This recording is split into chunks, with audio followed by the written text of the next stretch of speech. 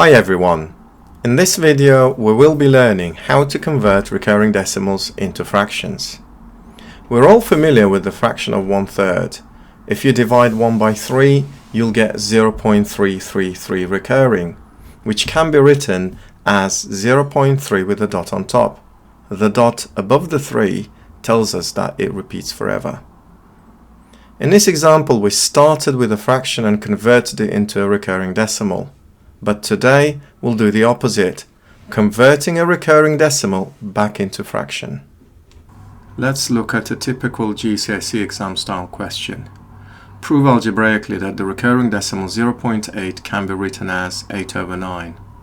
First step, start by letting the decimal equal to a variable.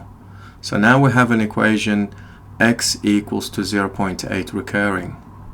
Step number 2, multiply both sides of the equation by 10, which turns our equation into 10x equals to 8.8 recurring.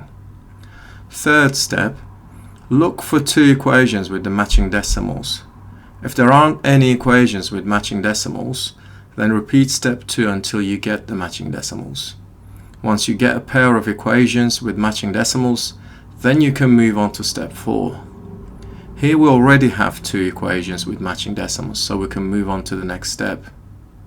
Step number 4. Now subtract the original equation from the new one. So on the left hand side we have 10x minus x, which is 9x, equals to 8.8 recurring minus 0.8 recurring on the right hand side, which is 8.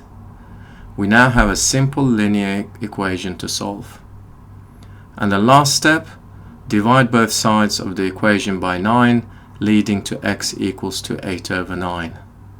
You can double check this on your calculator by typing in 8 divided by 9 and you'll see the decimal 0.8 recurring. So we have proved that 0.8 recurring can be written as the fraction 8/9. Now it's your turn. Pause the video and try the following practice questions. When you're done, check your answers using a calculator and feel free to share your answers in the comments below. This was just the first part of the topic. In the next video, we'll tackle more complex recurring decimals, including those with 2 or more repeating digits.